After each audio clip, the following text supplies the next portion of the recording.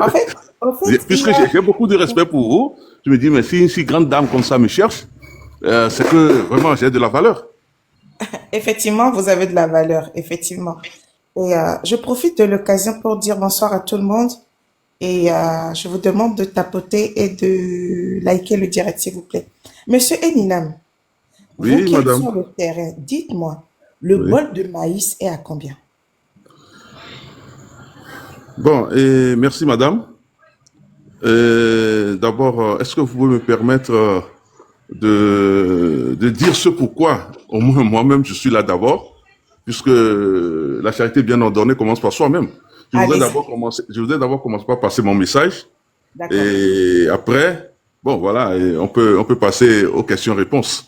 Bon, et écoutez, madame, et cette plateforme, d'abord, la bonne nouvelle, c'est que les médecins qui ont été arrêtés suite à leur manifestation ont été relâchés. OK. Ça, je vous l'ai dit clairement, ils ont été relâchés. La seconde nouvelle que je voulais vous passer, c'est que cela nous plaise ou pas, l'interpellation fait partie d'une procédure. Et il y a un délai pour cette procédure et les personnes dont nous demandons la libération ne 1200. seront libérées que par devant un procureur ou son substitut. Parce qu'ils ont été interpellés, on laisse souvent la police ou la gendarmerie mener des enquêtes, faire un PV, et on les traduit devant le procureur qui, au vu des charges qui sont retenues contre lui et des preuves qui sont ou pas, décide de le relâcher ou de le mettre sous mandat de dépôt en attendant qu'il passe au jugement ou encore d'instruire un juge d'instruction de s'occuper du dossier. On peut le mettre sous liberté conditionnelle ou on peut ouvrir un dossier, le laisser, il vient, il répond quand on a besoin de lui. C'est-à-dire il y a toute une procédure, panoplie de procédures qui sont au niveau du tribunal et qui les attend. Si la gendarmerie arrête des gens et demain on demande libérer-les, il les libère, ça veut dire que la gendarmerie elle-même, elle ne sait pas pourquoi elle a arrêté la première. C'est-à-dire qu'on peut poursuivre, la personne même peut poursuivre la gendarmerie. Parce que tu n'avais pas des raisons même de m'arrêter. Quand tu m'arrêtes, tu fais la procédure, tu m'envoies chez un juge. Et le juge décide si je suis libre ou pas. Voilà, ça c'est ce que je voulais que tout le monde sache. Mais au même moment, je voudrais vous dire quelque chose. Quand on le dit, on ne souhaite jamais et la prison même à son pire ennemi. Ce que Papson a raconté, moi j'ai versé des larmes parce que c'est un petit frère. Papson, c'est mon neveu. Je sais tout ce qu'il a subi. Mais quand je le vois, je dis c'est un homme qui est très très fort mentalement parce que c'est nos blogueurs là, nos blogueurs qui aujourd'hui demandent, ce sont eux qui ont payé, qui ont cherché et payé la tête de Papson. C'est vrai, il a commis des choses qu'on n'a pas appréciées, mais on aurait pu le regarder sur les réseaux sociaux et le relâcher. Mais ils ont exigé, ils ont même dit qu'ils vont payer un avocat pour la petite, pour que Papson aille en prison. C'est-à-dire que eux, ils ont payé la tête de Papson. Les gens là, les gens qui sont aujourd'hui considérés comme des leaders là, ce sont eux qui ont payé la tête de Papson. Et tout simplement parce que Papson a dit, je suis de la maison. Le fait qu'il dit de tuer, c'était une joie. Les gens sautaient champagne. Le jour où on a dit Papson a été déposé, les gens sautaient champagne. Parce que il a dit qu'il est de la maison, ils veulent voir quelqu'un de la maison en prison. Alors qu'il y a un adage qui dit la prison ne le souhaite même pas à ton pire ennemi. Aujourd'hui, c'est le même Papson qui vient, qui ouvre ses lives pour défendre encore la cause que eux ils recherchent. C'est une honte, c'est toute honte but. Parce que quand l'autre fois j'ai vu le père, tout ça venir, je dis, mais c'est vous avez demandé la tête de Papson. Parce qu'il a dit, il est de la maison, on doit le mettre en prison. Forcément, les gens ont crié victoire, comme si ils venaient de rapporter la Coupe du Monde même. Vous voyez, c'est dans ça nous sommes. Cette hypocrisie à la togolaise, où aujourd'hui, nous nous retrouvons dans des situations comme ça. Moi, je dis, et je plaide, toutes les personnes que je rencontre, je plaide pour que ces jeunes-là, qui, certains par ignorance, certains par méconnaissance et tout ça, sont tombés sous le coup de la loi et en sortant dans une manifestation non autorisée et qui n'avaient pas de choses, de directives en tant que telles, Mais si on a pu les arrêter aussi facilement, je vais relever quelque chose. Vous savez, nos blogueurs là, ils ont vendu les enfants. Vous proposez un soulèvement. Vous êtes en live. Vous dites aux enfants, allez à cette place-là. Donnez-nous vos numéros, vos contacts. Vous êtes dans quel quartier? En live. Même les policiers sont en live. Et allez vous regrouper à tel moment, à telle heure. Mais ça devient là. Mais disons la vérité. Mais ça devient quoi? Vous avez vendu les enfants là.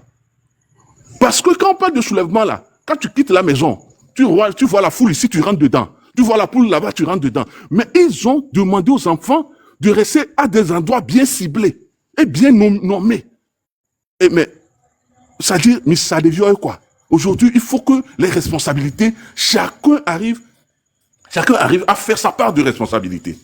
Quand vous dites faites notre part là, faites aussi votre part dans la responsabilité. Bon, on a arrêté les enfants. Oh, quelle a été ma responsabilité? Est-ce que j'avais besoin de dire aux yeux de tout le monde entier, l'enfant là va se retrouver à tel endroit, à tel moment et dans tel habit? Est-ce que j'avais besoin de dire ça? Mais ça devient aujourd'hui, vous vous dites pourquoi on les a arrêtés. Le policier, on lui a dit, écoute, va, il y a 2 ou 3 ou 10 jeunes là qui doivent être là-bas. Ils doivent être habillés en rouge à 6 heures. Va, tu les prends. C'était tellement facile. C'était tellement facile. Donc aujourd'hui, quand j'ai dit ici, les gens disent oui, qui est plus intelligent que moi? Je dis, moi je ne ferai jamais ça. Quand on est intelligent, on ne fait pas des choses comme ça. On ne va pas demander à quelqu'un pour qui vous lui demandez de participer à un soulèvement, de donner son numéro en live avant que vous lui fassiez une connexion.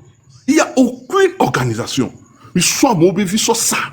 On les fout, mais actuellement, c'est dommage qu'on se comporte comme ça et les gens pensent que ce sont eux les leaders. Quand on est leader, on réfléchit mieux que ça. Quand on est leader, franchement, on pense à ceux qui sont sur le terrain. On pense à leur vie. On pense plutôt à préserver leur vie et non à faire de leur vie comment eux-mêmes ils appellent, comment on appelle, des monuments, comment vous appelez là. Le terme, ça me paraît, je suis tellement fâché dans cette histoire-là. Hein? Ça dit qu'on veut qu'on arrête les gens, hein, pour que l'opinion internationale soit informée. Mais vous n'avez pas pensé à la vie de la personne qu'on doit arrêter. Les gens souhaitaient même que si les enfants aillent là-bas, qu'on ouvre le feu sur les enfants et qu'il y ait des morts, comme ça, l'opinion internationale sera... Ils n'ont pas pensé à la vie de ces jeunes-là. Hein? Parce que vous voulez des martyrs, voilà le mot. Vous voulez des martyrs. Pourquoi? Pourquoi? Les jeunes que vous-même vous dites qu'ils sont pauvres, qu'ils arrivent difficilement à manger. Vous voulez faire d'eux des martyrs. Si vous pensez qu'il est important d'avoir des martyrs, venez. C'est pourquoi j'ai dit, venez et soyez les martyrs. Si vous êtes les martyrs, mais c'est mieux que de sacrifier la vie de d'autres personnes, de pauvres personnes, en tant que martyrs, en donnant leur identité, tout, aux gendarmes, en espérant, même le jour-là, ils espéraient qu'on ouvre le feu. Pour que les gens meurent. Pour qu'on dise, ah, voilà, on a dit qu'on tue les gens, ils tuent toujours les gens. Malheureusement, pour eux, et heureusement pour le pays, le Togo, la terre de nos aïeux, il n'y a pas eu de mort. Franchement, repensons un peu ce que nous demandons à nos frères de faire. Repensons un peu à ce que nous demandons à nos compatriotes de faire pour nous. Et pensons à leur vie, à leur vécu, à leurs enfants qui laissent à la maison quand ils sortent, à leur famille. Un jeune a dit, comment vous l'appelez, Achikan, ou bien comment vous l'appelez là, qu'il a une femme enceinte, il ne peut pas. Mais vous lui dites, Achikan, oui, on a noir, to, vers Boto, mais vous appelez même son nom. Vous lui dites de monter dans un lève. Vous lui donnez le quartier dans lequel il va mobiliser les gens. Et vous vouliez sacrifier ce jeune-là qui a une femme enceinte qui l'attend à la maison. Mais il a dit 5 milliards. Il n'a pas tort. Parce que quand on veut faire chuter un régime avec un parti aussi implanté que UNIR, il faut avoir les moyens de sa politique. Quand vous voulez faire une lutte là, rassemblez les moyens pour la lutte.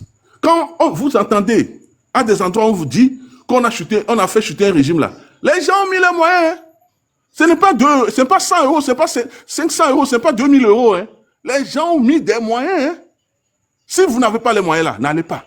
Vous n'avez pas les moyens, vous lancez la guerre. Pourquoi faire? Pourquoi faire? Vous sacrifiez les gens. C'était mon message. Maintenant, posez-moi les questions. Monsieur Ninam, bon, j'avais posé une première question, mais je vais revenir sur une autre question. Est-ce que, je vous avais posé cette question la dernière fois, est-ce que Madame Mignard, l'État... je pensais déjà qu'on était dans un débat bien structuré avant que vous tous vous ne veniez. Si vous pourriez aller dans le sens là, je pense que ça serait mieux. Merci. Oui, on va aller dans le sens là, mais permettez-moi d'abord. Monsieur Ninam, est-ce que l'État écoute quand même la doléance de la population ou pas? Est-ce qu'ils ont quand même pris connaissance de tout ce que les gens demandent? Si oui, ok.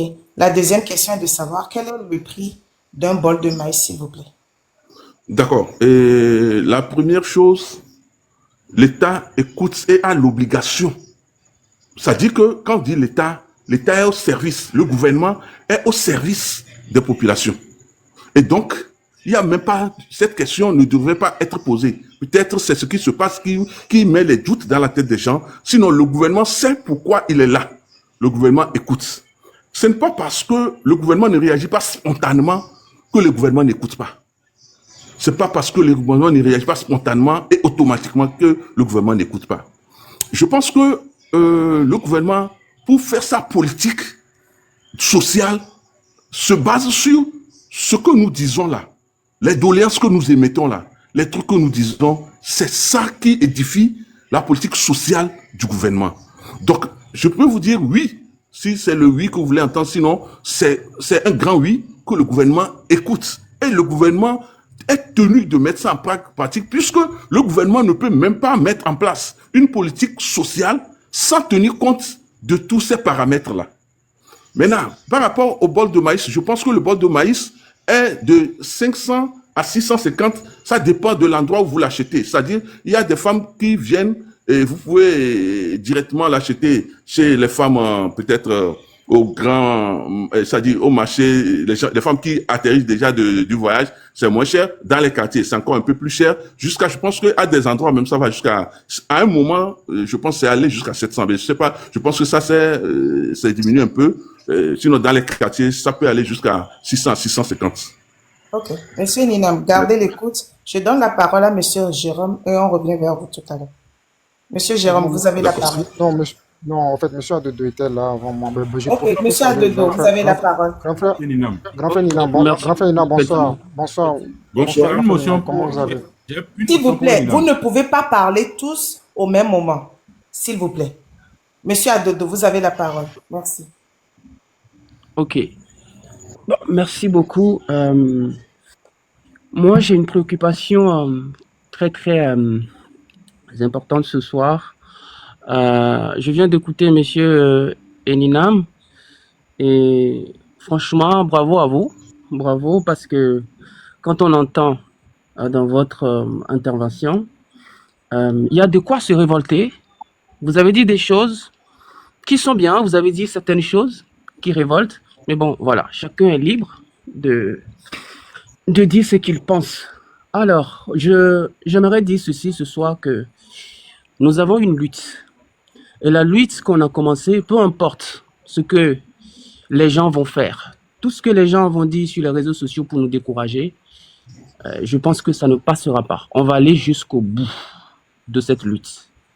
On en a assez au Togo. Vous savez, le clan en place a insulté l'intelligence de tous les Togolais. Et ça, on ne va pas pardonner cela. Quand je dis insulter l'intelligence des Togolais, c'est le fait de passer à huis clos sans consulter le peuple d'un régime présidentiel à un régime parlementaire en pensant que les Togolais ne peuvent pas réagir. C'est une insulte. Et cette révolte que nous avons aujourd'hui prouve clairement que nous ne sommes pas des animaux et que nous sommes une génération très réfléchie. Et cette lutte, on va mener cette lutte jusqu'au bout. Alors, qu'est-ce que j'ai à dire? Vous savez, cette vie dans laquelle nous sommes est régie par des lois et des principes. Si vous faites des choses tôt ou tard, la dame nature va vous répondre. Et c'est ce qui se passe aujourd'hui au Togo. Nous sommes nés différemment. On ne se ressemble pas. C'est pas pour rien. Hein. Il n'y a pas que Fort qui peut diriger le Togo. Il y a des intervenants qui ont parlé d'ici pour dire non, Fort ci, Fort ça. Non, il n'y a pas que Fort qui peut diriger le Togo. Dans les pays qui se développent, vous allez voir qu'il y a des alternances. Il y en a. Ce n'est pas, l'alternance ne veut pas dire forcément qu'il n'a pas bien fait. Non. Parce que l'autre aussi a quelque chose à apporter.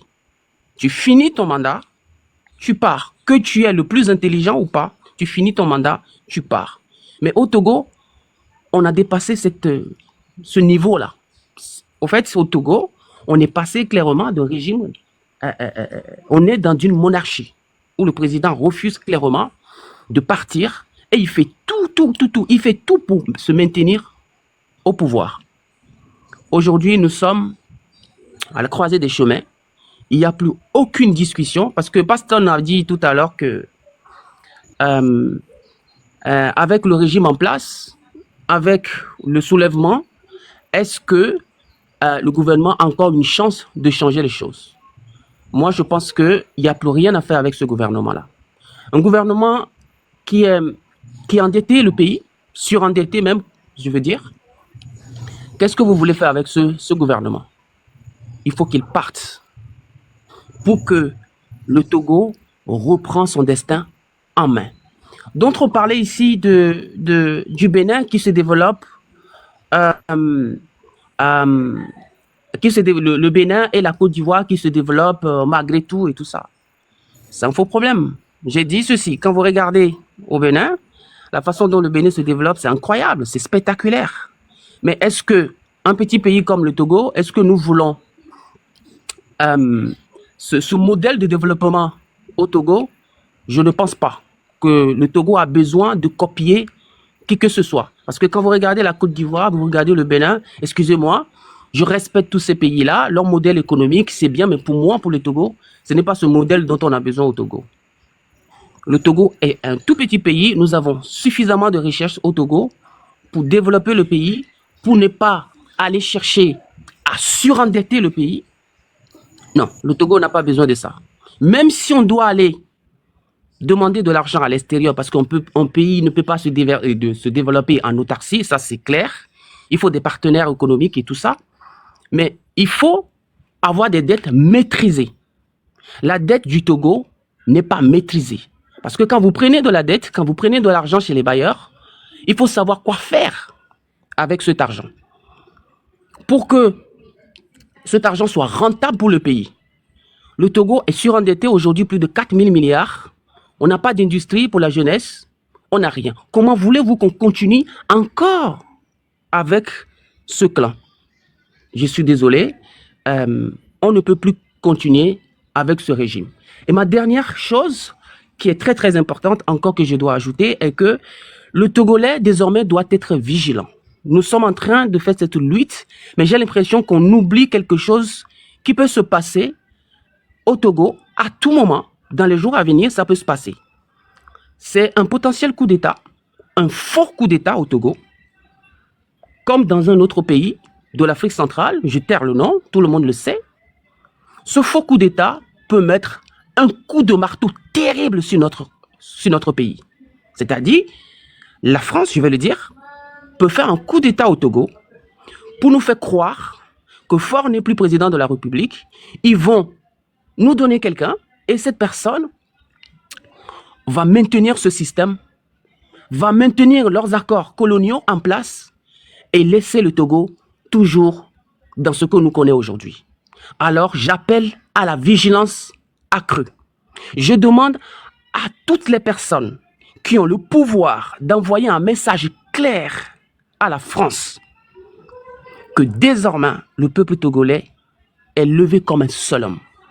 Nous n'accepterons jamais qu'ils se mêlent dans cette lutte que nous menons, parce qu'ils sont capables de le faire. Voilà tout ce que j'ai à dire ce soir, et je vais m'arrêter là. Merci beaucoup.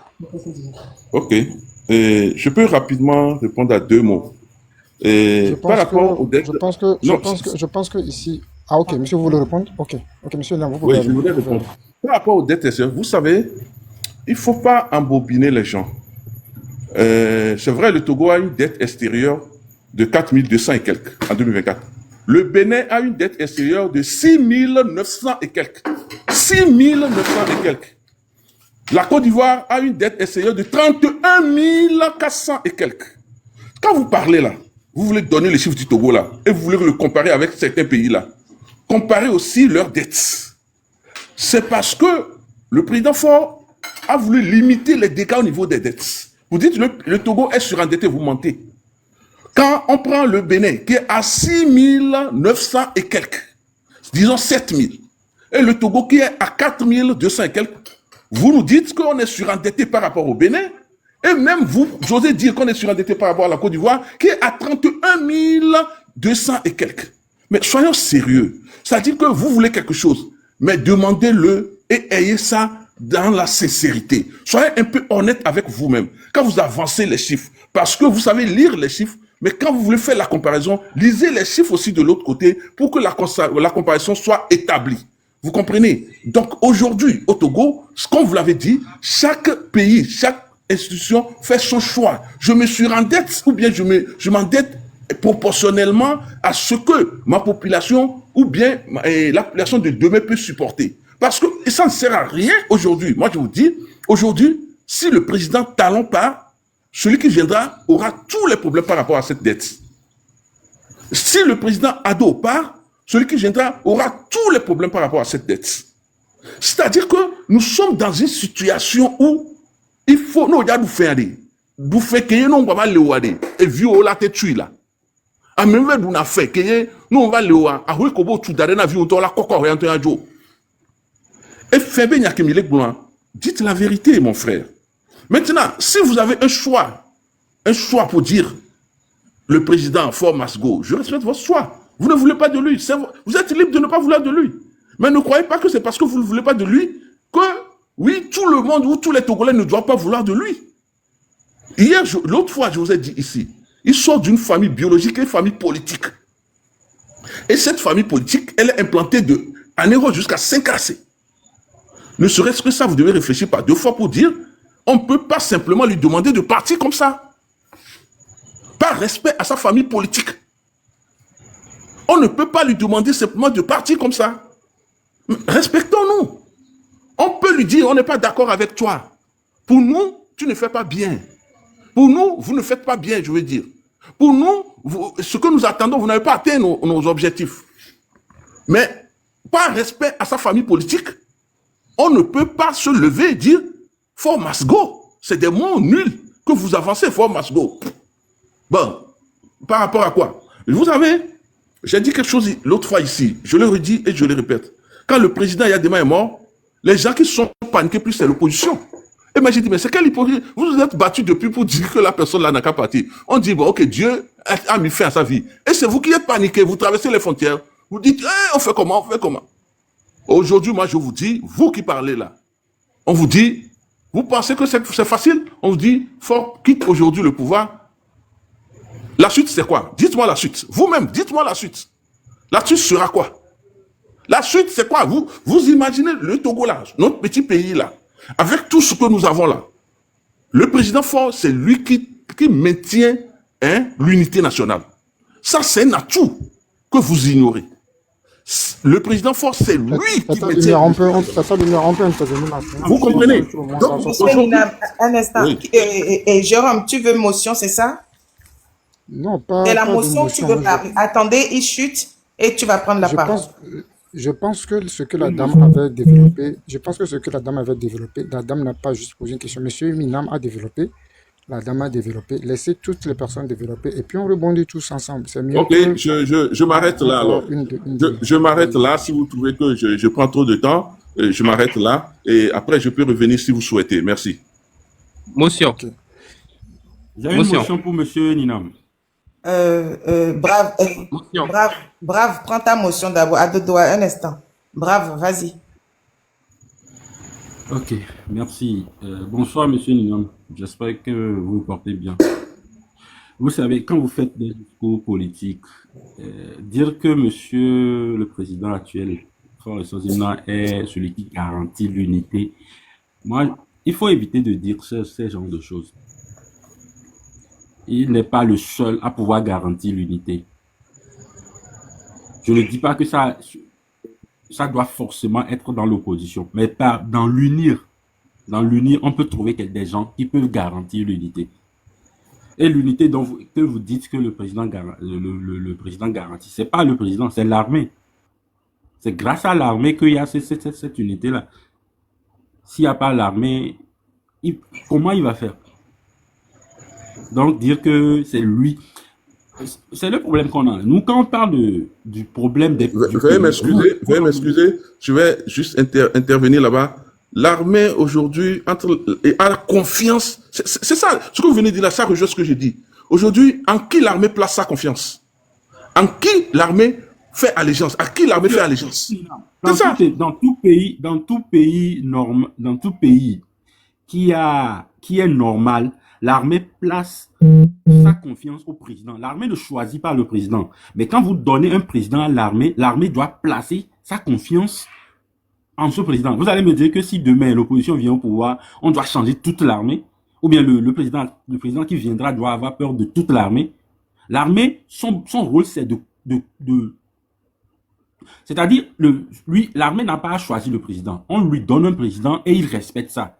Et c'est le problème. Vous ramenez le problème du Togo à la personnalité de Faure. Nous, on vous dit que c'est le système. Vous parlez de Faure. L'armée ne doit pas suivre Faure et Sozimla Nyasingbe, mais l'armée doit suivre la présidence, la gouvernance du Togo. C'est pas que si demain, que Dieu m'en préserve, je ne le souhaite pas, le président tombe demain et meurt. Donc l'armée va avoir confiance en qui? On ne peut plus gouverner ce Togo-là. Bravo, s'il te plaît, Brave, une minute, tapoter, parce que peut-être que le live est en train de chuter, tapoter. s'il vous plaît, Ou bien être en train de signaler. tapotez et partagez le live, s'il vous plaît. Tapotez et partagez le live. Brave. Il te reste 10 secondes et que Adodo prend la motion, s'il vous plaît. Ok. Ok. Donc, monsieur Eninam, arrêtez quand nous on parle de la mauvaise gouvernance du pays, ne le ramenez pas à la personne du président de la République. Nous, on parle d'un système. Et vous parlez d'une personne. C'est la différence. C'est une grande différence. Je vous remercie. S'il vous plaît, tapotez l'écran, Adodo. Alors, On est en train de oui, signaler. Tapotez l'écran. J'aimerais je donner vais, une information. Ceux qui sont sur le panel, ceux qui sont montés, ne tapotez pas. Ceux qui sont en train de faire le débat, ne tapotez pas. C'est ceux qui sont en bas qui doivent tapoter, s'il vous plaît. Merci. j'aimerais répondre très rapidement à monsieur Enim pour lui dire que quand j'ai fait mon développement, tu ne m'as pas bien suivi. Parce que quand j'ai parlé de la Côte d'Ivoire et du Bénin, j'ai bien dit que je ne veux pas ce modèle économique dans mon pays, le Togo. J'espère que tu as bien saisi. Parce que c'est un modèle économique qui, à vue d'œil aujourd'hui, tout le monde applaudit, mais qui va créer des problèmes beaucoup plus tard. Et ça, c'est très clair. Parce que quand vous surendettez un pays à ce niveau-là, c'est grave. Avec des entreprises avec qui vous signez des accords pour 40 ans pour l'exploitation de tout ce que vous avez eu à faire et tout. Et mais qu'est-ce que nous, aujourd'hui, la jeunesse d'aujourd'hui, qu'est-ce qu'on va devenir? On deviendra quoi? Quand vous signez des accords de 40 ans d'exploitation des sociétés, des choses en place, c'est beau. Mais au finish, ça n'appartient pas, ça va appartenir que dans 40 ans. Alors que nous, aujourd'hui, on a faim dans le pays. Nous, aujourd'hui, nos enfants n'ont pas d'école. Nous, aujourd'hui, après 60 ans, monsieur Enim, vous deviez avoir honte aujourd'hui de dire ce que vous êtes en train de dire qu'au Togo, on n'a pas un seul hôpital de référence. Je suis désolé. Il faut un bon sens, s'il vous plaît. Ayez du bon sens. Quand vous parlez d'un régime, à un moment donné, trouvez des arguments solides. Dites des choses qui sont sensées. Faure est là depuis 20 ans. On laisse son père. Faure, il est capable de construire un hôpital de référence au Togo? Je suis désolé. Quand je parle d'un modèle économique, je parle d'un modèle qui est propre au Togo, mais je dis, je le répète, avec ce régime, c'est impossible parce que c'est un régime complètement pourri, gangréné de corruption, de dictature, de tout ce qu'on connaît. On ne veut pas de ce régime. Tout simplement. Merci, Oui, merci, Adodo, je monsieur suis Adodo. parfaitement d'accord avec toi. Monsieur, Je suis parfaitement d'accord Monsieur avec King, Adodo. Monsieur King, attendez. Jérôme, vous avez la parole. Oui, bonsoir, Tata Lumière, comment vous allez? Je suis parfaitement d'accord avec Adodo parce que Monsieur l'armée King, vous togolaise est attendez devenue... d'abord. Vous n'appelez pas la motion. Vous attendez d'abord, s'il vous plaît. Monsieur Jérôme. Oui. Euh, Est-ce que vous m'écoutez? Je peux aller? Oui, là, on t'entend. Allez-y. que vous m'écoutez, je peux aller? Oui, ok. Monsieur Ninam, bien avant de commencer mon développement, premièrement, je vous salue. Vous êtes un grand frère, merci pour votre apport chaque temps sur la plateforme. Mais j'aimerais vous poser deux questions avant d'aller à mon développement rapidement. Monsieur Ninam, dites-moi, si un pays peut toutefois être développé, c'est ma première question. Répondez-moi à ça et puis je pose la deuxième.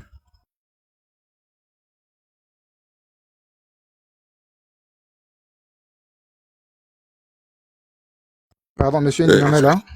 oui, je vous en prie, votre question, je n'ai pas bien saisi, s'il vous plaît. Ok, je repose la question. Bon, est-ce que premièrement, est-ce qu'il y a un pays dans le monde qui n'est pas endetté? Premièrement, c'est ma question. Je reviens. Je peux répondre là? Même la France, les États-Unis, tous les pays sont endettés. C'est pour ça que quand les gens avancent que le Togo est surendetté, je dis non. Parce que la question de la dette, franchement, le pays, quand on prend les pays africains, le Togo est un bon élève. Hein. Ça, je vous dis la vérité. En matière de Ok, gestion de dette. ok, merci. Maintenant, dites-nous, ma deuxième question est de savoir si un pays est endetté, ça doit empêcher normalement le développement dans tous les sens de ce pays. Oui et non. Oui et non, parce que nous parlons d'un développement. Il y a un développement à court terme, mais il y a un développement à long terme. C'est-à-dire que, qu'est-ce que je veux dire? C'est comme M. Adodo a expliqué. Quand vous surendettez, en passant juste au développement, parce que vous êtes là, vous voulez marquer votre passage, mais vous surendettez, tout en sachant que, c'est-à-dire que après votre passage, là, celui qui viendra, ce sera compliqué pour lui. Lui viendra juste payer les dettes. Je ne pense pas qu'on peut appeler ça un développement. Parce que nous parlons ici d'un développement durable. Ça dépend de ce que vous appelez développement. Si vous parlez des réalisations, je peux dire on peut s'endetter pour faire des réalisations, oui. Mais quand vous parlez de développement, je parle Oui, que nous inscrivons dans un développement durable. Et donc le fait de se surendetter comme l'a fait certains pays que nous avons cités là, ce n'est pas quand même, à mon sens, hein, ce n'est pas quand même une bonne gestion quand on se lance dans un développement durable. ok. Ma troisième question est ceci. Est-ce que vous pouvez nous dire quelle est la stratégie exactement que vous pourriez adopter pour développer le pays, c'est-à-dire développer le pays durablement? Oui, moi je pense qu'aujourd'hui, le président Faure, il a compris que le développement, forcément, doit passer par le social. Et le social passe par le quotidien, le vécu au quotidien des Togolais. Et je pense que c'est l'une même des raisons pour laquelle il a voulu un régime parlementaire dans laquelle l'accent est plus mis sur le social. C'est-à-dire qu'il y a une politique sociale où on peut voter un budget beaucoup plus important que d'autres budgets. Bon, et vous me direz, oui, Donc, ça s'est fait de cette donc, manière. vous, Ça s'est- non, non, donc vous allez nous dire pour le social, il faut changer de régime, il faut aller à la cinquième, au fait, au régime, comment dirais-je, et à la cinquième république avant de lancer le social. Dans les 15 ans, dans les 20 ans passés, qu'est-ce qui s'est exactement passé? Qu'avez-vous fait des dettes que vous avez eues? D'accord. Vous savez, je vais vous dire quelque chose. Par rapport à la gestion d'un pays, chaque pays vit selon ses réalités. C'est-à-dire surtout au niveau social. Le social tient des particularités de chaque pays. Et aujourd'hui, c'est vrai, on peut dire par exemple au Togo, le fonctionnaire, ce qu'il gagne, peut ne pas être comparable au fonctionnaire de la Côte d'Ivoire. Ce n'est pas comparable d'ailleurs. Mais la vie, la cherté de la vie aussi n'est pas comparable.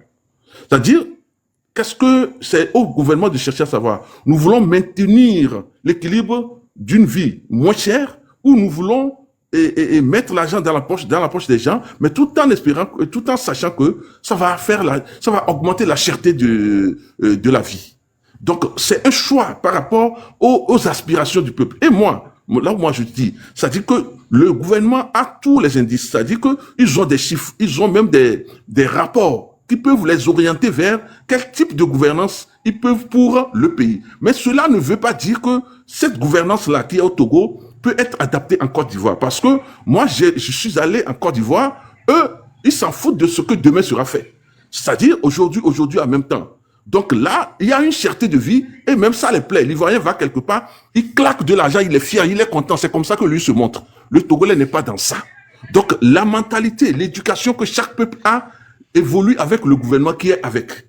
Donc, je peux vous Ok, dire vous que... pensez, Voilà. ok, vous pensez que le gouvernement a, c'est-à-dire pense à une solution et dans un circuit où les ministres, selon les dernières sorties qu'on a eues, consomment 4 millions le mois et que Madame Nakade, la ministre qui a travaillé, parce que l'autre fois je vous avais écouté ici quand vous avez parlé avec le Père Dieu, dont vous l'avez traité de ça profite, parce que il était venu peut-être en 2015 ou bien quelque chose comme ça, il est reparti. Or, pourtant, Madame Nakade a fait toute une vie avec vous, parce que vous l'avez toutefois souligné aussi que elle a grandi avec Monsieur Ford et Sosnam Nassimbe. Et donc, vous pensez que la sortie de Madame Nakade, après peut-être 20 ans de gouvernance de Ford, quand il dit qu'il n'a rien fait, était juste quelque chose qu'on ne devait pas prendre, qu'on devait prendre à la légère, ou quand il y a une sortie qui est dite que les ministres sont en train de faire 4 millions par mois afin que le peuple togolais ne paie. Et vous savez, j'aurais pu applaudir Madame Nyakade si, quand elle était ministre, elle avait renoncé à ce que l'État togolais lui paye son électricité et qu'aujourd'hui, elle dénonce. C'est-à-dire que quand vous êtes aux affaires, vous profitez des avantages que déjà en ce moment, vous trouvez que ce n'est pas normal. Mais en ce moment-là, vous acceptez profiter de ces avantages. Et c'est quand on vous dit, cédez votre place pour que quelqu'un d'autre vienne, que vous voulez maintenant jouer au héros pour dire que il y a ceci qui ne va pas bien, il y a cela qui ne va pas bien. Alors que hier seulement, vous étiez là, vous aurez pu dire, non, moi je ne suis contre le fait que le gouvernement paye ma facture, je paye ma facture. Et aujourd'hui, je serais très fier de Madame Nyakade si elle venait pour dire, écoutez, quand j'étais ministre, voyez les fiches, c'est moi-même qui ai payé. Donc, si le gouvernement a laissé l'argent quelque part pour qu'on me paye, le gouvernement quand donc j'étais contre. Mais ce n'est pas parce que, ce n'est pas quand vous profitez allègrement, et quand on vous dit, cédez votre place à une autre personne, vous trouvez que ce n'est pas normal. Moi, ces gens-là, je leur dis, vous n'êtes pas sérieux avec vous-même. Et quand quelqu'un n'est pas sérieux avec lui-même, tout ce qu'il dit, je ne le prends pas au sérieux. Voilà. Merci, monsieur, parce que vous venez de dire exactement le mot que je voulais attendre. Premièrement, vous venez d'admettre que les ministres ont consommé, c'est-à-dire lorsque Madame Nakade consommait, et elle devait déjà toutefois dénoncer lorsqu'elle était là. Et la deuxième que vous venez de dire est que il faut pas la prendre sérieux parce que vous êtes tous les mêmes. Ok? Maintenant, je reviens sur ça. Monsieur, aujourd'hui, vous avez parlé du social. Vous avez deux Oui, minutes. On donne la Madame parole Lignon, à qui? Madame Lignon, on a discuté 6 gens, on fait 15 minutes, 20 minutes. Oui, c'est Moi, ce que je j'ai dis. pris la parole, Là, ça me vous fait. avez déjà fait plus de 5 minutes. Comme ça, Bah, après, quand King va parler, bah, on vaut va mieux, rebondir. C'est pour bah, redonner vaut la mieux, parole à tout le monde. vaut mieux je laisse la parole à King de parler. Merci. King, vous avez la parole. Ok. Moi, j'aimerais dire au monsieur Brave qui disait que l'armée ne peut pas. En fait, l'armée togolaise n'est plus l'armée togolaise. En fait, l'armée togolaise c'est devenu l'armée Fort Yassimé. Donc, ce régime-là qui s'élève, la population décide de faire dégager ce régime et l'armée qui est devant ce régime-là en train de enlever la population enfermée de pied. Je ne sais même pas comment on peut réagir. Tu t'imagines comment un armée qui dit que lui, il est là pour sa population, défend ce genre de régime. Quand la population décide de se dire qu'elles vont se lever, elles ne veulent plus ce régime-là, vous devez être derrière la population ou vous devez être derrière ce régime-là. Je ne comprends pas. Je demande à M. Enigo. Oui, vous pouvez reposer votre question. Je veux juste la question. Vous avez développé quelque chose, mais je veux la question, s'il vous plaît. Monsieur King, il a Vous mis avez, oui, vous avez temps de fait, savoir. oui, il a fait un développement. Il n'a pas posé une question, il a fait juste un développement bref. Il a fait D'accord. un développement, Je monsieur pense que Nina. ce Il a que je juste fait voulais un dire, c'est développement. que pourquoi l'armée ne soutient pas la population, mais plutôt elle est là pour les arrêter quand ils manifestent. Je pense que c'est là où il veut aller. Oui, mais Monsieur, monsieur Inam, bon, je pense que moi je vais juste développer. Ou bien vous voulez répondre à cette question, je ne sais pas. Est-ce que oui, vous avez et déjà répondu à cette question? je Ok. voudrais leur dire que l'armée, quand vous parlez de l'armée, d'abord, il y a la police et la gendarmerie qui sont dans le maintien de l'ordre. Et l'armée, en tant que militaire, il y a toute une panoplie, il y a la garde présidentielle, il y a l'armée de terre et tout ça. Eux, ils sont là pour l'intégrité nationale, pour la sécurité nationale du pays. Mais ceux qui sont là pour le maintien de l'ordre, c'est ce qu'ils ont appris à faire. Et quand ils font même leur exercice, dans leur exercice, que ce soit en Europe ou que ce soit en Afrique, ils intègrent et c'est-à-dire que le maintien des foules, c'est-à-dire comment disperser les foules, ils le font, les exercices, même en France, ils le font. C'est-à-dire, au cas où il y a des manifestations, comment gérer les manifestations, comment disperser les foules, comment faire les choses. Donc, l'armée, la police et la gendarmerie, qui est le métier, qui est la branche de l'armée, si vous voulez, qui s'occupe du maintien de l'ordre, ne fait que le travail pour lequel, c'est-à-dire on les paye. C'est-à-dire ils ont été formés comme ça pour disperser les foules, pour maintenir le pays dans la quiétude. C'est-à-dire que eux, ils luttent contre le désordre. Donc, à partir du moment où il y a une foule et qu'on commence par s'apercevoir que ça se tourne vers le désordre, ils sont obligés d'intervenir. Dès lors que déjà la manifestation n'est pas autorisée, pour eux, parce que si la manifestation est autorisée, on a vu des manifestations autorisées au Togo où les militaires, les policiers et les gendarmes ont encadré la foule jusqu'à destination. Donc voilà l'avantage d'avoir une manifestation autorisée et de dire ce qu'on pense. C'est-à-dire, la police et la gendarmerie vous encadrent et évitent même que les voleurs ou les mal intentionnés pénètrent la foule. Et donc voilà un peu la différence. Merci. Motion. Motion. Ok, mais Jérôme, Madame Lumière, je Monsieur pense que je vais aussi Jérôme, parler. Je vais Monsieur aussi parler un Jérôme, peu. Oui. attendez, Monsieur Jérôme reprend la parole, s'il vous plaît. Merci. Ok. Bon, Monsieur Ninam, merci pour toute votre intervention. Maintenant, moi, je pars dire. Je vous ai posé certaines questions sur lesquelles je vais seulement rapidement de développer. Premièrement, on sait tous que lorsque on prend une dette ou bien un pays s'est endetté, c'est pour différentes sortes de raisons. Premièrement, pour construire en long terme ou bien pour construire à court terme, comme vous venez de le dire. Mais preuve est de voir que notre pays, le Togo, lorsqu'il s'endette, n'est pas pour un développement, que ce soit durable ou à court terme. Je m'explique. Aujourd'hui, vous avez parlé du social, mais la preuve est que la dette dont aujourd'hui, peu importe que le Togo a une dette minime, la dette que le Togo a aujourd'hui ne profite en aucun cas aux Togolais, c'est-à-dire à la majorité. Et je cite, combien d'hôpitaux ont été créés dans cette dette? Combien de routes ont été créées dans cette dette? Parce que nous savons qu'il y a certaines routes qui n'ont pas été faites dans le compte du gouvernement togolais. Et ça, c'est très important. Maintenant, vous nous avez parlé des dettes, oui, Monsieur Faure, oui, nous avons remarqué que les dettes que le Togo est en train de prendre servent juste à une minorité, comme le président l'a dit. Et cette minorité, ce sont des personnes, des ministres maintenant qui paient, qui font le 4 millions de courants par mois. Et le reste de l'argent, on ne sait pas où ça part. Et maintenant, quand nous voyons la gérance des dettes que vous prenez, parce que ici, les Togolais maintenant ne se fâchent pas parce que vous avez juste des dettes. Hein. Les Togolais sont en train de se fâcher parce qu'ils ne voient pas à quoi servent les prêts, les dettes que vous avez. C'est aujourd'hui, on sait qu'on a 4 milliards de dettes. Et il y a un autre hôpital qui est créé à Lomé, dont la population bénéficie. Aujourd'hui, je ne pense pas que les Togolais seront ici en train de parler. C'est aujourd'hui. On sait que les 4 milliards de dettes, il y a eu encore une nouvelle, une nouvelle université, peut-être dans le plateau. Oui, les gens sauront que lorsque tu prends des bacs à Palimé ou à Takwame ou là, tu n'es pas forcément obligé de venir à Lomé. Vous prenez des dettes, mais qu'est-ce que vous en faites? C'est ça le problème des Togolais. Le problème n'est pas que vous vous endettez, mais qu'est-ce que vous en faites exactement de ça?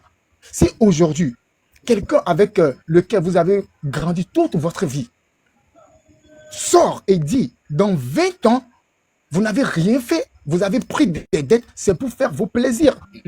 Elle ne l'a pas dit comme ça, mais je résume. Un instant, s'il vous plaît. Je voudrais remercier d'abord Lumière par rapport au fait qu'elle a géré la plateforme et remercier le grand frère aussi, Linam, pour prendre la peine de venir expliquer les choses ici. Parce que c'est pas son rôle. Personne ne lui paye pour ça, mais il arrive chaque soir et actuellement il prend des coups. Et je voudrais juste que nos grands frères puissent comprendre que aujourd'hui il y a des patriotes de l'autre côté aussi qui disent bon, il faut qu'on vienne expliquer certaines choses en attendant. Dont le grand frère Nina Magba que je connais très bien, qui n'a pas faim, mais de temps en temps, voilà, il vient ici pour prendre des coups que normalement certaines personnes doivent prendre. Bon, ça c'est une parenthèse. Je voudrais vous rappeler que demain je ferai un live exclusive pour la prison civile de Lomé. Vous êtes 600 et quelques personnes. Je vais faire un live exclusif pour la prison civile de Lomé. Comment ça se passe? Comment les choses sont là-bas?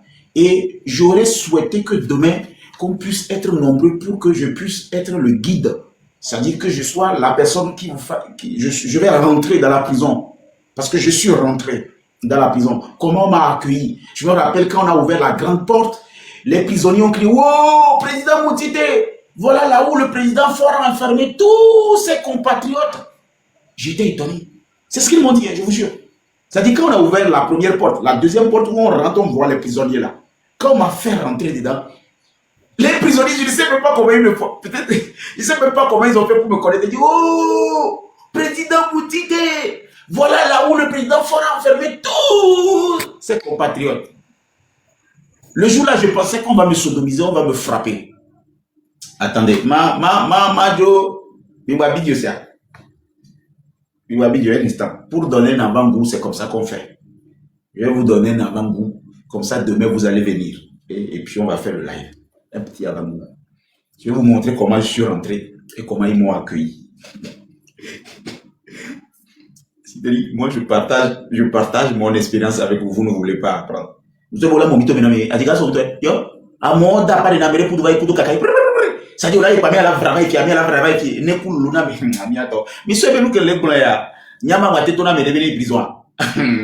Vous là, yo, au produit pas me vraie qui est que a mis à fier comme un cousin, yo fou pas d'eau. Carrément, quoi, fou, ou pas me déjà vraie qui est que n'est kubalo et voler par les plaques. Oh, c'est au latte produit pas me ne quoi est taon ou la non yuria. Yo, c'est des produits pas mais. Au pas me vraie qui est que a mis à fier comme un cousin, les prisons pas me fier comme un cousin, ou les da comme ya quoi comme un cousin, et me frale du à me non diagné. Puis j'ai trop pas me à vrato le palomé, au fier de godé moi, n'est kubalo, blablabla. Bah, nous, on prend moi, n'est quoi, ou la table ou les nuéria. Et n'y a pas mais cotu, et on l'a pas cotu que 2 jours, en tout ça. Grand carreau et quoi. Vous savez, moi je savais même pas qu'on va m'envoyer en prison pour ça. L'histoire de ces filles-là, j'étais bien sapé. Attention, bien sapé même. Et le matin, quand je partais, je pensais que je vais revenir le soir. Parce que je me disais, mais on est dans un pays de droit. Quand on dit violation de l'intimité, c'est qu'il y a des amendes. Tu vas payer, puis tu vas rentrer chez toi. Et puis cette violation de l'intimité s'est faite en public. Moi, mes images circulent sur TVT, sur les réseaux sociaux.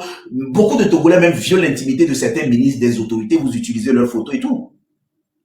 Mais que là, ni am Jonah Dinamo, ni les pommes les live, mais on m'a bloqué quoi. Jonah Dinamo quoi. Jonah Dinamo. Surtout nem les warning, allez que me le message, allez venir dominam quoi. Ne faites pas ça quoi. Vous me coupez l'enregistrement. Vous êtes en train de me couper. Je suis en train de faire un enregistrement. Un jour, vous allez m'envoyer un message pendant que je suis en train de faire le live. Je vais partager ça exactement avec votre nom. Comme ça, vous allez voir que quand je fais des lives, j'enregistre tous mes sorties. Votre nom est venu. Tu vois un peu? Voilà. Je ne fais rien demain pour l'instant. Je vous donne juste un exemple pour que vous compreniez pourquoi demain vous devez être dans le live. Écoutez-moi. C'est ça. Et voilà. J'étais en costume. Bien arrivé. Et on me met dedans. Mais d'abord, j'ai enlevé le haut, j'étais en chemise. On me met dedans comme ça, l'odeur qui est sortie. Wallahi, bonne arrivée au moins. Ça encore, il n'y a pas de problème. Tu dépasses le deuxième et tu rentres dans le grand. C'est dans le grand qu'on dit, oh, président Moutide. Qui me connaît ici? Président Moutide. Et puis quelqu'un sort de derrière et dit, voilà là où le président Faure, ton président a arrêté ses compatriotes Fio Toumilo. Hé, il n'y a que Mille Boulaméré là au niveau. Il a attrapé ma main, il m'envoie dans une cellule. Regarde, nous sommes sans verre ici. C'est ici le caca, c'est ici le truc, c'est ici le truc, donc c'est ici, voilà. Là, j'ai dit, mes amis, j'ai commencé par pleurer. Ouais, ouais. J'ai commencé par pleurer. Et demain, je vous rencontrerai l'histoire en bonne et due forme. C'est pour vous dire que je vais vous faire guide touristique demain vers la prison civile de Lomé. Et vous allez comprendre pourquoi j'ai étudié la loi maintenant. J'ai réfléchi, j'ai bien lu le code pénal, le code de procédure, la constitution togolaise. Je ne vais plus jamais donner l'opportunité à quelqu'un de venir me prendre comme une grenouille et m'envoyer comme on envoie les gens. C'est fini tout ça. Voilà pourquoi quand je suis ici, je vous parle, je modère, je réfléchis et je parle parce que j'ai lu le code pénal. Alors le rendez-vous, c'est à 14h.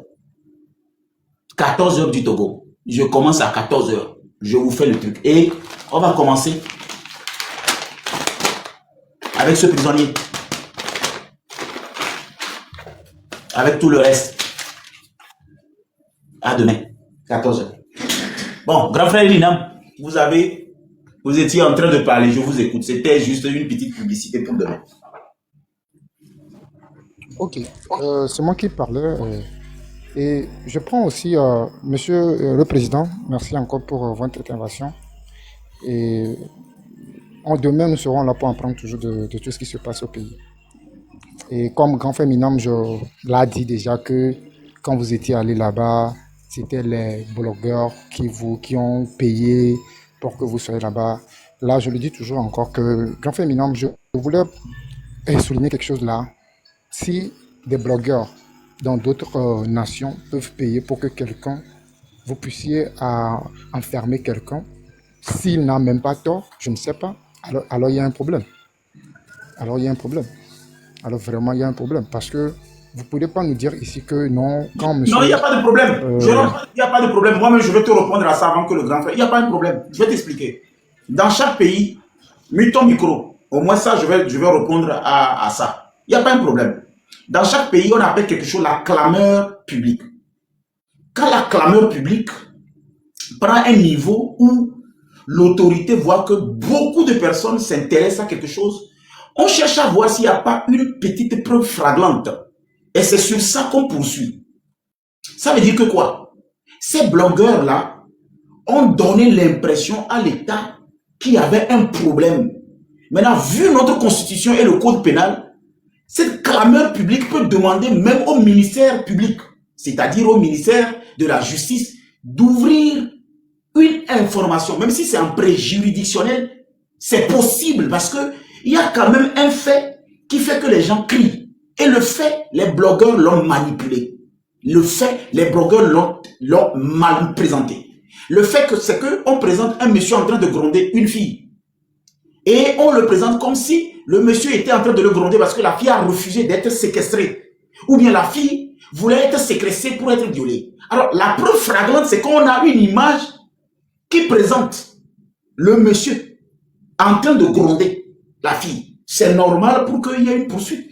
Et qui ont poussé la chose comme ça? C'est ce que le grand frère Ninama dit que tu n'as pas compris. C'est que ces blogueurs se sont mis ensemble pour pousser cette clameur publique à prendre un niveau planétaire comme s'il s'agissait d'une affaire d'État.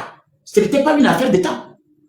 Donc, sur ce point, tu ne peux même pas contredire. Tu vas sur ce terrain avec un Ninam. C'est comme si tu es sur ma plateforme, mais tu insultes mon intelligence du moment où, sur ce point, on ne peut pas demander aux blogueurs de crier pour des choses aussi bêtes, aussi insignifiantes, et que l'État maintenant s'applique selon la loi de la clameur publique. On vient dire encore que l'État ne joue pas son rôle. Non. Sur ce plan, Eninam a raison parce que les blogueurs ont utilisé ce qu'on appelle la force de la clameur publique pour pouvoir m'envoyer en prison. Et l'État se dit, si je ne protège pas personne, et là, il faut qu'il y ait une nuance. L'État m'a envoyé en prison pour protéger ma vie. Parce qu'il se dit, si jamais on laisse le gars là dehors, la manière dont ces gens-là sont en train de boire dehors, parce qu'on a arrêté personne, si jamais on le laisse venir à la maison, qu'est-ce qui nous prouve qu'on ne va pas le brûler? Donc il y a des choses que vous devez comprendre. L'État ne m'a pas envoyé en prison pour me faire du mal, mais dans ce cas de figure, l'État a voulu me protéger, et la meilleure manière de le protéger, c'est de répondre à cette clameur publique pour dire, bon, ok, vous êtes trop fâchés, voilà, on a compris et tout. Et ce qui m'a fait mal, c'est que moi, j'ai payé les 300 000. Les 300 000, c'est ça qui m'a fait mal, parce que normalement, si je paye les 300 000, Non, moi, je ne dois pas faire 2 mois d'emprisonnement pour une histoire de violation de l'intimité. Voilà pourquoi, quand j'étais sorti, j'ai porté plainte contre toutes ces personnes qui étaient impliquées pour m'envoyer en prison. Parce qu'il y avait l'incitation de la haine dedans, il y avait violation de domicile, il y avait violation de l'intimité, il y a groupement de malfaiteurs, il y a diffamation, dénonciation calomnieuse et surtout accusation non fondée. Et aujourd'hui, l'État est en train de poursuivre toutes ces personnes parce que nous, comme on a dit, aucune fille n'a voulu être séquestrée. On les a invités, on les a expliqués et finalement la fille dont vous parlez, elle est en train de faire quoi en ce moment? Après des années, nous retrouvons la fille là, les fesses nues dans des clips, en bougeant son cul, matin, midi, soir. Or que moi je défendais quoi? La délinquance juvénile. Elle dit débloque encore son micro, je le descends. Jérôme Pousse, je te respecte. Ne me reparole, ne pas ma tour, ne me reparole. Voilà, on le dit là, on émotion, il y a parole, il y a ma gueule. Parce que moi, Président, président, non, j'ai pas démuté mon micro. J'ai pas démuté mon micro. Désolé. Donc, c'est pour vous dire que j'ai vécu cette histoire-là comme une opportunité pour moi de lire le droit, de lire les codes. Donc, les 2 mois de détention, j'ai lu le code de procédure. Normalement, une personne qui diffame ne va pas en prison. Je l'ai lu dans notre code. Il ne va pas en prison, on le condamne à sursis. Normalement, une personne qui viole l'intimité ne va pas en prison. On le condamne à sursis, il dédommage. Normalement, les personnes qu'on doit arrêter, c'est les Raoul, les Agabambo et les gens qui ont fait ce qu'on appelle l'incitation à la haine. Parce que l'incitation à la haine est punie par le code. Et vous... Parce que l'incitation à la haine est punie jusqu'à 5 ans d'emprisonnement. L'incitation à la haine va jusqu'à 10 ans. Et ce qu'on appelle diffamation, que vous confondez, cette diffamation, quand ça porte préjudice au travail, c'est-à-dire diffamation, amène état, amène autorité, là la diffamation maintenant rentre dans la criminalité, ça devient un crime. Maintenant, si vous pensez que je délire, c'est toujours comme ça quand on dit des choses aussi avec beaucoup de précision. Soit tu mens, soit tu délires, soit tu es fou, ou soit on t'arrête, on te coiffe et on t'envoie vers l'asile de fou. Donc, si une population se retrouve dans les mêmes cas que les autorités qui nous gèrent, moi, je ne sais pas qui est mieux. Vous voyez un peu, à chaque fois quand on vous dit des vraies choses, soit la personne est fou, soit il délire, soit il ment, soit il a des trucs de dépression. Donc, si une population aussi réagit comme ça, je ne sais pas en quoi vous êtes différent des personnes qui vous arrêtent. D'accord? Donc, c'était une parenthèse. Les personnes qui m'ont fait du mal, c'est des personnes qui ont présenté la chose autrement. Grand frère Ninam, si ce n'est pas ça, dites-moi le contraire. Et Jérôme réagit. D'accord. Monsieur Jérôme, je voudrais vous dire quelque chose. Quand M. Papson a été arrêté, le jour-là, j'ai tiré dans les lives, c'était difficile même de dire pardonnez Papson. C'est-à-dire, c'était difficile de demander pardonnez Papson. Moi, je l'ai fait. Les gens m'ont traité de tous les noms. Parce que j'ai dit, pardonnez Papson. Je n'ai pas dit qu'il n'a rien fait, j'ai dit pardonnez. Mais en quelque sorte, c'est votre collègue sur les réseaux sociaux. Les gens sont allés jusqu'à indiquer sa maison. Que si on le laisse et qu'il vient à la maison, on n'a qu'à prendre d'assaut sa maison. Et brûler. On a dit même il faut brûler. J'ai vu des gens, je ne veux pas appeler leur nom, ils ont dit dans leur lèvres, champagne. Et je leur ai demandé quel plaisir on peut prendre d'envoyer quelqu'un en prison. Il a demandé à une fille qu'elle est malade. Et je leur ai demandé, j'ai demandé aux gens, vous accepteriez que votre fille s'habille comme ça pour sortir? On dit, là n'est pas le problème, ce n'est pas son job. Il dit, mais je suis d'accord, ce n'est pas le job de personne de mais quand parfois vous voyez l'enfant de quelqu'un qui fait mal, vous mettez votre enfant à sa place et vous avez cette tendance-là à lui faire des reproches. Ce que la fille a apporté, je leur ai demandé, est-ce que cette fille-là, elle peut s'abaisser, prendre quelque chose sans laisser son derrière? On dit ce n'est pas un problème. Ça dit que c'est son corps, elle est libre de porter. J'ai dit c'est grave. C'est grave. Et puis à une heure avancée, on pouvait violer cette fille si elle passe dans certains quartiers que je connais. Donc, quand M. Papson a fait ça, j'ai dit, bon, ok, on peut le recadrer pour dire, mon frère, ce n'était pas vous, il fallait appeler les autorités. Et ça s'arrête là-bas. Mais les gens ont trouvé là une opportunité de tout faire pour qu'il aille en prison. Je dis, le soir là, moi, j'ai juste demandé, pardonnez Papson. Et les gens m'ont pris en tenaille. Que je ne devais pas écrire ça dans les commentaires. Donc, comprenez que nos blogueurs, aujourd'hui, c'est vrai. Et vous savez, qui a encore suivi les sorties de M. Akala? Vous allez comprendre que quand on fait un tour en prison, on sort, il y a deux choses. Soit vous changez positivement, soit vous changez négativement. Vous devenez soit pire ou la meilleure personne possible. J'apprécie beaucoup mon frère qui a choisi de devenir la meilleure personne possible. C'était deux choix. Il pouvait, en rentrant, ressortir et devenir la pire personne. Et il y a des gens qui sont allés en prison, quand ils sont ressortis, ils sont pires que quand ils sont allés.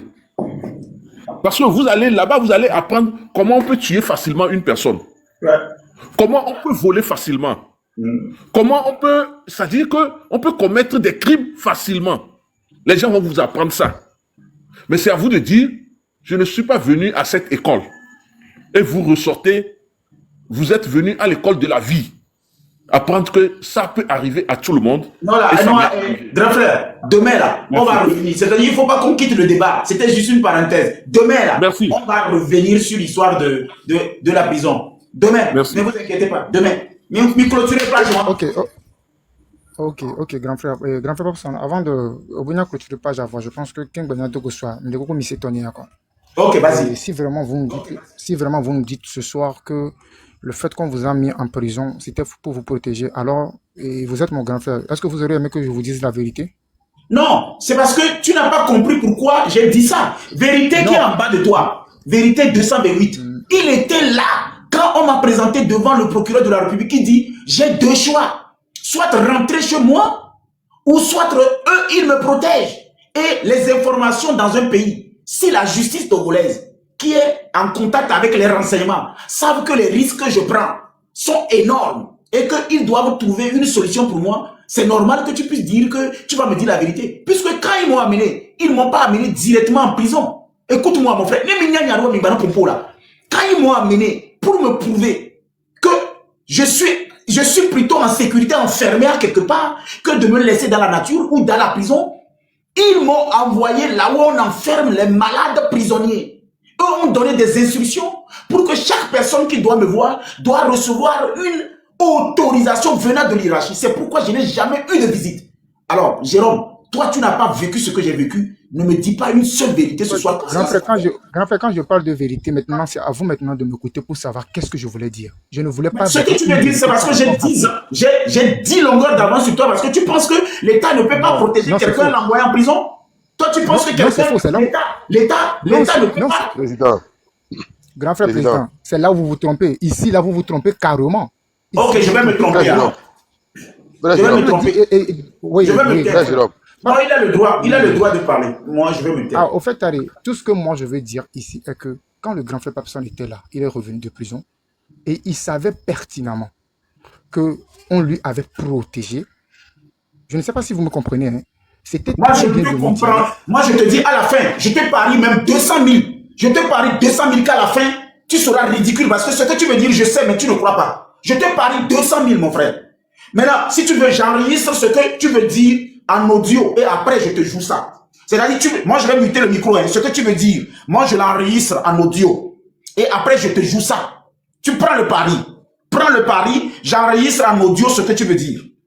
Et maintenant, quand tu finis de dire, moi, je vais te jouer ça. Si je te gagne, tu me payes les 200 000. Je vais muter mon micro. Président, vous et moi, on n'est pas en querelle. Ce que je voulais dire est que vous parlez à chaque temps par rapport... vous parlez chaque temps... Monsieur Jérôme, laissez-moi terminer ce que j'ai envie de dire. Oui, vous savez, monsieur Jérôme, et quand quelqu'un va en prison, quand quelqu'un raconte son expérience de vie, c'est lui seul qui l'a vécu.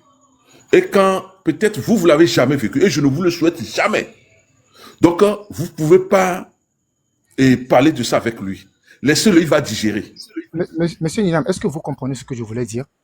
Oui, je comprends. Non, vous n'avez pas dit ça. Vous ne comprenez pas ce que vous avez dit. Monsieur Jérôme, le Moradini va venir avec des bandes. Monsieur Jérôme. Il dit le Moradini, il y a des prisons de moins de 100. Pas de minute. Prison Madame Bénin. Minoté, S'il vous plaît, il y a Miguel beaucoup le de moi, parler. dis Miguel le Ok, débat. Jérôme, Parce vas-y que, maintenant. J'ai Mutez vos enregistré. micros, s'il vous plaît. Mutez vos Jérôme, micros, s'il vous plaît. j'ai Jérôme, vous enregistré avez la déjà. ouais, parole. grand Moi, frère, Jérôme, grand frère, j'ai on laisse, enregistré grand frère, déjà on ce laisse que ça. vous voulez dire. J'ai enregistré ce On que laisse, vous on voulez laisse dire. ça. Après votre intervention, je vous fais écouter ce que vous avez voulu me dire. Je l'ai enregistré, je vais vous faire écouter ça. On se lance un défi, allons-y. C'est sans rancune. Bon, C'est ça. moi, je ne vais pas aller sur ça parce que j'aurais aimé que vous écoutez ce que je voulais vous dire parce que vous nous donnez des conseils et j'aurais aimé plutôt que vous nous éclairissiez sur quelque chose et qu'aujourd'hui, vous voulez nous dire ce que vous voulez dire à vous. En fait, je ne sais pas ce que vous comprenez ce que je voulais dire, mais Dis-moi on ce laisse, que on tu laisse, on laisse, voulais. mon frère. Jérôme, dis-moi ce que tu voulais me dire et je vais te dire que je l'avais compris, mais tu voulais quand même le dire. Si c'est à moi que Grand tu veux frère, parler, est-ce si c'est à moi que tu est-ce veux parler, qu'aujourd'hui, oui, ouais, c'est à vous que moi je voulais parler. Par exemple, allez-y. moi j'ai suivi déjà vos lives quand l'autre fois aujourd'hui, quand vous avez parlé de la prison, vous avez dit dans l'une de vos lives que avec tout ce que vous avez fait, si seulement quand on vous a envoyé en prison, pour ça là, vous vous êtes posé 1001 questions pour vous dire, ah, pourquoi pour ça on devait m'envoyer en prison? Est-ce que vous vous rappelez que vous avez dit ça? Maintenant, aujourd'hui, vous venez de nous dire encore tout de suite que le fait qu'on vous a envoyé en prison, c'est pour vous protéger. Maintenant, aujourd'hui, la jeunesse qui vous suit est maintenant sur, je ne sais pas, la jeunesse qui vous suit est un peu bouleversée dans deux sens. Dans le sens où vous nous dites en premier que le gouvernement a fait mal, malgré tout ce que vous avez fait, étant même un militant, de vous envoyer en prison. Un. Et en secondo, vous venez de vous dire aujourd'hui qu'on vous a protégé, c'est ce qui est parfaitement normal. Moi, je ne dis pas que le fait qu'on vous envoie en prison pour vous protéger est mal. Moi, Jérôme, si je te joue, si je te joue ce que tu as dit et que c'est contraire à ce que j'ai dit ici, alors là, je vais changer de nom. Je te fais écouter. J'ai pas dit que ce que tu Ah, m'as dit Jérôme, on l'a est date contraire, mon frère. Jérôme, on l'a date d'Omezeri quoi. Et comme et derrière la signe, ne mon nyanu kameli dit la bonne. Je vais te faire écouter l'audio que j'ai enregistré avant que tu ne parles. Et tu vas écouter. Parce que ce que tu es en train de me dire, c'est ce que j'ai enregistré, que tu vas me dire. J'ai coupé le micro, je suis allé faire l'audio pour garder. Comme ça, quand tu finis de parler, je vais te faire écouter ce que j'ai dit. Voici. C'est tout. Voilà ce que j'ai enregistré. Normalement, quand je suis allé en prison, je ne devais pas venir me plaindre que l'État m'a fait du mal. Pourtant, il y a des anguilles sous roche. Et ces anguilles sous roche, je ne pouvais pas les exposer. C'est pourquoi quand je suis sorti, comme les 9 millions de population ne savent pas que cette histoire s'est passée comme ça, j'ai préféré donner l'impression comme si j'ai été, et comme on appelle victime. L'État voulait me protéger, mais le milieu ne m'a pas protégé. C'est ça le problème. Le milieu ne m'a pas protégé. Je viens d'enregistrer cet audio avant même de t'écouter. Si tu n'as pas compris, je te le rejoue encore. Que normalement, quand je suis allé en prison, je ne devais pas venir me plaindre que l'État m'a fait du mal. Pourtant, il y a des anguilles sous roche. Et ces anguilles sous roche, je ne pouvais pas les exposer. C'est pourquoi quand je suis sorti, comme les 9 millions de population ne savent pas que cette histoire s'est passée comme ça, j'ai préféré donner l'impression comme si j'ai été, et comme on appelle victime. L'État voulait me protéger, mais le milieu ne m'a pas protégé. C'est ça le problème. Le milieu ne m'a pas protégé. Cet audio a été enregistré à 22h27 minutes. 22h27 minutes, c'est-à-dire tout à l'heure. Alors, ce que je vais vous expliquer, c'est simple. Hein? Je vais vous expliquer quelque chose. Vous savez, la longueur que j'ai sur tout ce qui se passe ici, vous ne pouvez pas imaginer. J'ai présenté un décor que tu as compris. Aujourd'hui, je réexplique le décor. Et tu dis que les gens sont confus. Et je te dis, j'ai compris. Est-ce qu'on va encore continuer pour dire, grand frère, je vais te dire la vérité? Quelle vérité tu veux me dire que moi, je ne connais pas? C'est là où moi, avec toi, on ne s'est pas attendu. Parce que la vérité que tu t'apprêtes à me dire, c'est ta vérité. Il y a la vérité absolue.